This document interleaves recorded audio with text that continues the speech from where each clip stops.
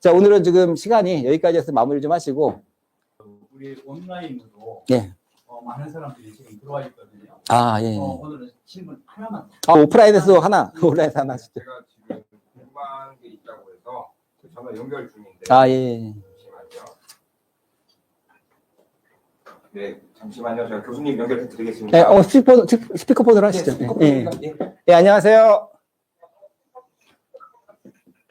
안녕하세요. 네, 안녕하세요. 저 부산 지사 직원입니다. 아, 예, 반갑습니다. 예, 정말 부산에서도 정말 강연 진짜 잘 들었습니다. 너무 아, 감사합니다. 좋은 정보 너무 잘 알려주셔가지고. 아, 잘 감사합니다. 들었는데, 예. 계속해서 얘기를 해주셨는데, 기술적인 부분이라든지 이런 부분, 왜 그 신세계나 약간 그 대기업들이 이제 못하시는 부분을 다 얘기를 잘 해주셨는데, 왜 이 대기업들이 도시물류를 실패를 했고 회손지 정비 사업만이 도시물류를 성공할 수 있는지 좀 더 구체적으로 좀 아까 마지막에 좀 얘기를 또 해주시긴 하셨는데 네오 프로젝트라든지 방금 그 옆에 계신 그 하남에 거기가 왜 이렇게 안 되게 됐는지 거기에 대한 근거가 좀 있으신지 좀 궁금합니다. 예, 정말 좋은 질문 해주신 것 같아요. 핵심적인 얘기죠. 다시 한번 이걸 또 얘기 드릴 수 있어서 좋은데, 얘기 드린 것처럼 이마트뿐이 아니라 지금 롯데, GS 전부 다 엄청난 투자했어요. 적게는 1,000억에서 많게는 5,000억 투자해가지고 전부 다 멈춰있고 지금 그거 물류센터를 매각으로 다 내놨어요, 지금. 어려운 거는 아까 잠깐 제가 힌트를 드렸지만 그들만의 물량으로는 이 사업을 성공할 수가 없기 때문입니다. 무엇보다도. 이게 무슨 얘기냐면은 이마트 네오센터라는 자동화 센터는 가동률이라 그러는데 그 센터에서 하루에 처리할 수 있는 물량이 8만 개쯤 돼요. 센터 3개에서. 근데 실제 주문 들어오는 거는 6만 개밖에 안 들어오는 거예요, 지금. 즉 7년, 8년이 흘렀지만 여전히 고객들은 이마트, 롯데, GS에 있는 그런 평범한 상품들을 사기 위해서 이마트몰에 들어가지가 않는다는 거죠. 롯데온에 들어가지가 않아요. 그래서 그것만 가지고는 도저히 답이 없기 때문에 수요가 늘어나지가 않기 때문에 결과적으로는 물류가 굉장히 비효율적으로 운영될 수밖에 없는 거죠. 거기다가 하루에 6배송을 해야 되기 때문에 아침에는 꽉 차서 나가요. 전날 주문이 들어오니까. 근데 2회차, 3회차, 4회차 배송은 비어서 나가요. 2시간에 한 번씩 주문을 갖다 받아야 되니까. 그러니까 빈 상태로 나가는 거 약속을 했기 때문에. 그게 이마트, 롯데, GS 똑같습니다. 근데 우리가 지금 그렇게 하루에 2번만 채워 나가자고 한다 그러면 우리도 똑같을 거예요.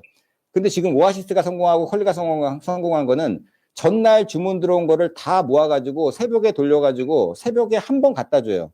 그렇기 때문에 물류가 훨씬 더 밀도가 높아지고 비용을 줄일 수가 있는 거고요.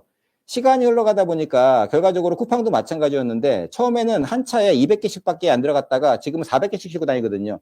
즉 같은 지역에 똑같은 물량을 갖다 가져가면은 그 물량의 증가를 갖다 해서 임계점 BEP가 나와야 되는데 쿠팡이 넘어가 버렸어요. 쿠팡은 반경 150m 안에 300개에서 400개 그 주문을 처리를 할 수 있기 때문에 그래서 300개 싣고 나가도 3시간이면 다 돌릴 수 있는 거예요. 근데 만약에 다른 업체들은 300개를 싣고 나가면은 거리가 굉장히 넓어져요. 왜냐하면은 쿠팡은 150m 안에 300개가 주문이 들어오지만 대부분의 유통업체들은 한 400m, 500m 안에 그 정도까지 가야지 300개가 들어오는 거거든요. 근데 결과적으로는 이마트, 롯데, 홈플러스, GS 다 따로 주문을 받고 따로 배송을 하기 때문에 같은 지역에 이마트 차 따로 가고 홈플러스 차 따로 가고 GS 차 따로 가고 같은 아파트인데 그렇게 간다는 거죠.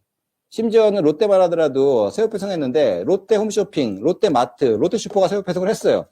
똑같은 미사에 있는 인스빌에 갖다 줘야 되는데 어떤 백일동은 뭐 홈쇼핑에서 가고 그다음 백이동은 롯데슈퍼에서 가고 백삼동은 롯데마트에서 간 거예요. 새우 배송은. 바보 같은 짓을 한 거죠. 결과적으로는 우리가 하고 있는 이 공동물류라는 사업은 그런 부분들, 브랜드 하나에 의존하는 게 아니라 그런 브랜드들도 고객으로 끌어들이는 거고 더 많은 고객이 들어와서 이 지역적으로 보면은 이 서울이라든지 수도권 쪽으로 특히 하남을 중심으로 한 뭐 송파라든지 강동구만 하더라도 인구가 뭐 100몇십만이 살고 있는데요. 100만이 넘는 인구가 살고 있는데 그런 지역을 타겟으로 해서 많은 업체들을 이쪽으로 끌어들인다 그러면은 더 촘촘하게 물류망을 연결해서 그다음 밀도를 높인다 그러면은 하남에서는 충분히 가능하다는 거죠. 왜냐하면은 이 하남만큼 그 정도의 도시 물류할 수 있는 여건이 있는 데가 없기 때문에 그런 부분이라고 보시면 될 것 같아요. 예. 네, 감사합니다. 예. 저도 제가 질문 하나 한 2시간 동안 열강을 해주신 우리 교수님한테 박수 부탁드립니다. 네, 감사합니다. 뭐 질문 하나. 소비주를 위한 질문이고 어쨌든 간에 굉장히 오아시스 좋은 사례를 말씀하셨는데 전반적으로 물류 다 도시 물류에 대한 이해를 하셨을 것 같아요. 그런데 여기 우리 계신 한 1,000명 되는 토지주들이 전부 500평에서 한 1,000평, 길어야 1,100평 정도 장구를 다 떠내겠단 말이야. 이분들이 어떻게 해야 되는지, 내 사업과 어떻게 연관되어 있는지, 이 부분에 대한 좀 설명이 부족한 것 같아서. 다음 시간에. 그건 다음 시간에. 저 준비는 하고 있습니다. 이미 다. 내 사업과 연결이 어떻게 돼야 비전을 할까요? 맞습니다. 사실은 다음 시간에 한번 기대하겠습니다. 예, 이게 공동 물류라는 게 그런 게 있는 거죠, 일종의. 이게 같이 시너지를 갖다 합치는. 물론 이제 그게 있겠죠. 어느 지역에는 정말 좋은 위치, 도로에 딱 붙어 있는 데도 있고, 그렇지 않은 데도 있고, 그런 건 있겠지만, 결과적으로는 그것들이 모두 모였을 때 갖고 있는 자기의 가치를 같이 올려가는 거잖아요. 물론 아파트도 로얄층에 있으면 로얄층 분양 받아요. 그건 맞죠. 그렇지만 어쨌든 공동으로 그것들을 모이는 게 너무 어려우니까 이런 것들을 같이 하나씩 만들어가는 거고요. 그래서 제가 다음 시간 뭐 아니면 그 다음이라도 이 물류 단지가 어떻게 만들어져야 되는지, 그리고 토지 가치와 물류센터가 됐을 때 가치가 어떻게 바뀔지, 사실은 그게 제일 핵심이거든요. 솔직히 말씀드리면은 지금 이렇게 이 비즈니스 이런 게 아니라 사례를 말씀드린다 그러면은 진짜 이 뭐 안성에 있는 진짜 50만 원짜리 땅을 물류센터 만들어 가지고 거기 화주사가 들어왔더니 50만 원짜리가 600만 원이 된 거예요, 진짜. 농담이 아니라.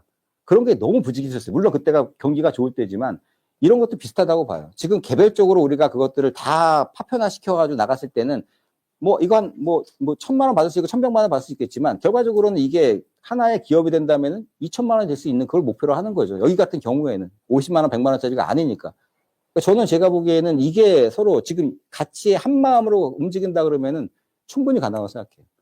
다음 시간 기대하겠습니다. 이 강의 온라인 이 자체를 듣고 계신 분들, 그리고 여기에 참석하신 분, 그리고 회선지 정비 사업의 전체 면적 중에서 하남의 남양주는 3배입니다. 여기 앉아 계신 분들 중에 남양주에 계신 분들 네, 많거든요. 알아요. 알겠습니다. 하나만 얘기를 하시니까. 그래서 제가 지금 준비할 때, 알겠습니다. 남양주, 죄송합니다. 남양주 분들. 그게 아니라, 사실 그 얘기를 드렸었어요. 그러니까 남양주가 훨씬 크다는 얘기를 했었어요. 그러니까 그걸 저도 이제 이걸 저 혼자 한다는 게 아니라 전문가들하고도 얘기를 많이 나눠요. 하남에 있는 거는 어떻게 보면은 뭐 이게 서울하고 가장 근교긴 하지만 남양주가 오히려 속도가 빠를 수 있다. 속도도 빠를 수 있고 오히려 또 규모를 우리가 체계화시켜서 가려 그러면은 그쪽이 더 빠를 수도 있겠죠. 어떻게 보면은. 그러니까 장점 단점을 논다 그러면은 아까 보신 것처럼 2,000평만으로도 도시 물류는 가능해요. 하남은 그걸로도 가능하겠죠. 1,000평, 2,000평으로도. 근데 남양주 같은 경우에는 오히려 더 모여가지고 하나의 물류 클러스터, 허브라 그러거든요. 허브 단지라 그러는데 허브 단지가 거기로 들어가는 게 나을 수도 있겠죠. 허브에서 이쪽 하남으로도 직접 물류가 연결될 수도 있고 서울로도 연결될 수도 있고. 그러니까 저는 이게 부지를 아직까지 100%다 이 진척률이라든지 확인은 안 했지만 거기에 따라 가지고 지금 말씀하신 것처럼 이 물류 단지에 준하는 그런 프로젝트를 다시 한번 좀 제안도 드리고 같이 한번 모시고 그렇게 얘기도 드리는 게 맞다고 보거든요. 저도. 네, 오늘 말씀 잘 들었습니다. 그 말씀하신 걸 이렇게 들어보니까 비즈니스가 두 개가 결합되어 있는 것 같아요. 어떤 비즈니스는 이제 물류 비즈니스하고 그 다음에 이제 온라인 판매하는 이제 플랫폼 비즈니스가 같이 결합되어 있는 것 같은데, 근데 이제 예로 들어 주신 이제 대한통운 같은 경우는 이제 물류만 하는 것이고, 쿠팡이나 마켓컬리 같은 데는 이제 물류와 유통, 그러니까 플랫폼 서비스를 같이 하는 건데, 지금 이제 회선지 정비 사업에서 이 물류센터 할 분들은 이제 사실 이제 물류 쪽에 이렇게 들어가고 하드웨어도 이제 그 물류 쪽에 될 텐데, 그런데 이제 중요한 건 이게 결합되고 B2C로 되려면 결국은 판매 그 플랫폼 서비스가 사실 잘 해줘야 이 후방에서 바치는 이제 물류도 같이 살아나는 건데, 그런데 이제 지금 이제 여기 물류센터를 하시는 분들은 그렇다면 이 판매 그 유통 플랫폼은 누가 하고 여기에 고객은 어떤 분이 될까? 저는 그게 궁금합니다. 날카로운 질문 해주셨습니다.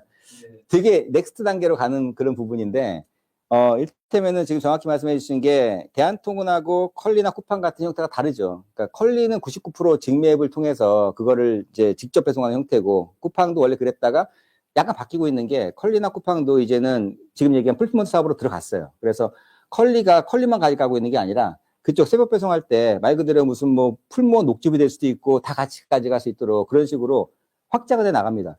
그리고 대한통운도 마찬가지로 여태까지는 그렇게 통관 물류만 하다가 지금 대한통운이 물류센터 안에다가 물건을 가져 들어오고 있어요. 그게 이제 5개 센터를 풀프로 센터로 만들어서 그 5개 센터에 한 20만 SKU 그 정도 협력업체로 친다 그러면은 한 500개에서 600개 업체들의 물건들을 그 센터 안에 물건을 보관하고 있어요. 그러니까 대한통운은 이제 택배업체에서 전자상거래업체로 전환이 되는 과정이고요. 그래서 지금은 이제는 이제 경계가 없어지는 시대가 된 거고, 우리 사업도 마찬가지라고 봐요.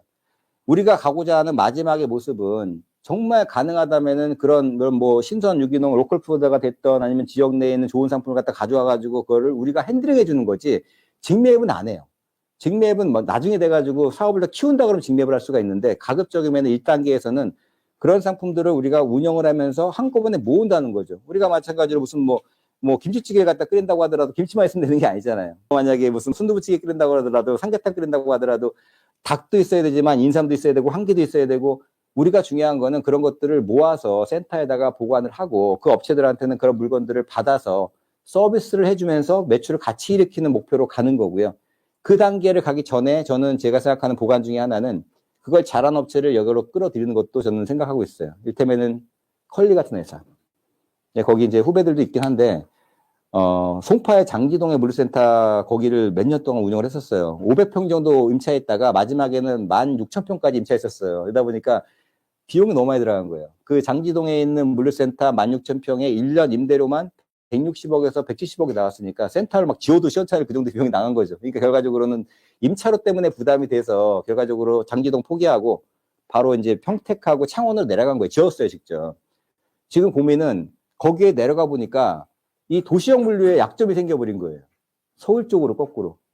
이 서울이 제일 큰 시장인데 다시 평택에서 일로 넘어올라다 보니까 비용이 더 들어가는 거예요, 거꾸로. 고민을 하고 있어요. 그래서 지금 다시 장지동으로 들어갈까 했는데 장지동 꽉 찼어 벌써.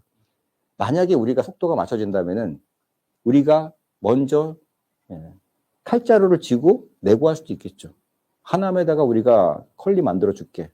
이거는 지금 너무 장밋빛이 생각하지 마시고, 만약에 여러분들이 뜻이 있어가지고 진짜 그런 게 이게 현실화될 수 있다 그러면 그때는 움직일 수 있어요. 그러면은 그 업체가 들어오는 순간에 컬리에 납품한 업체들이 같이 들어와요. 왜냐하면은 컬리 물류센터에다가 또 물건을 갖다 놓기 위해서는 근처에 있어야 되거든요. 결과적으로는 중요한 거, 그런 공신력이 있고 뭔가 확실하게 신뢰할 수 있는 업체들이 와서 실적을 쌓아버리면은 이게 브랜드가 된다는 거죠. 여기가 하남 물류단지가. 혹시 플랫폼 비즈니스도 여기 계시는 분들이 같이 해서 하는 것도 생각하고 계십니까? 그럼요. 원하시는 부분들이 다 지금 계획대로 잡혀 있는 거고, 아까 말씀드린 것처럼 제가 자동화 센터 500평부터 5만 평짜리까지 산단까지도 다 지금 구축할 수가 있어요, 사실. 물론 혼자 못 합니다. 그 분야마다 전문가들을 다 알고 있고 그런 분들이 필요할 때 그런 분들이 한 번씩 이제 MR부에서 만들어 나가야지, 이런 부분들은 이건 저는 작은 사업이라고 생각 안 해요.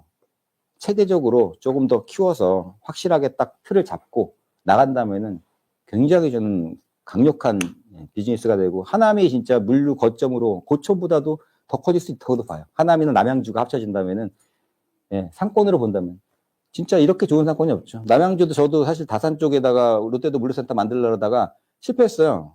여기랑 비슷하게 거기에 있는 뭐 주민들 민원 때문에 민원 한번 들어오면 답이 없더라고요, 사실은. 근데 그게 이제 약간 도시권이긴 하고 아파트 근처 인접이긴 하지만, 사실은 이제 그런 부분들은 이 지역 내에 있는 사람들이 풀지 않으면 못 풀어요. 외지에서 뭐 기업에서 들어온다 그러면은 이마트, 롯데 뭐 이런 간판만 보면 일단은 무조건 깃발부터 안 붙기잖아요. 사실은 근데 이게 아이러니한 게 중소업체들이 들어오면 얘기 안 해요. 그냥 중소 물류업체든지 뭐 그런 업체들이 그냥 지으면은 언제 지었어 그래 버리는데, 대기업들 들어온다 그러면은 분명히 뭔가 이 보상 심리가 있어서 그것들에 대한 뭐가 커지기 때문에, 그래서 오히려 이런 지역에서 한다는 게 맞다고도 봐요. 오히려 지역 주민들 일자리부터 해서 상생이라 그러면은 국회의원들, 시의원들 뭐 진짜 두 팔 걷어붙이고 환영이죠. 뭐 진짜 우리 지역 주민들 일자리 만들어 준다는데 세금도 많이 들어오고. 저는 그래서 그런 부분들을 본다면은 오히려 대기업이 하는 것보다도 더 가능성이 있다고 봅니다. 여기서 좀 오늘 오신 분들이 그래도 의사결정을 할 수 있는 굉장히 권한도 있으시고 어떻게 보면 약간 더 그런 여론도 많이 만드실 수 있는 분 같아서 조금 그런 부분들만 같이 얘기하면서 전략적으로 드려야겠죠. 근데 제가 이런 부분들을 세미나를 통해서든 총알을 드려야겠죠. 이렇게 해야지 우리가 같이 잘 살 수 있다. 확실하게 이런 부분들에 대한 근거도 갖다가 만들어 드리고 이런 사례도 만들어서 보여드리고 서로 신뢰를 만들어 간다 그러면은 충분히 가능하다고 생각합니다. 오늘은 초대해 예. 감사합니다. 네, 수고하셨습니다. 질문하신 그러한 내용보다 훨씬 더 심오한 전문적인 내용이 준비되어 있습니다. 기대하실 수 있습니다. 자, 오늘 수고하셨습니다. 네, 수고하셨습니다. 네, 수고하셨습니다. 수고하셨습니다. 이거 만드시면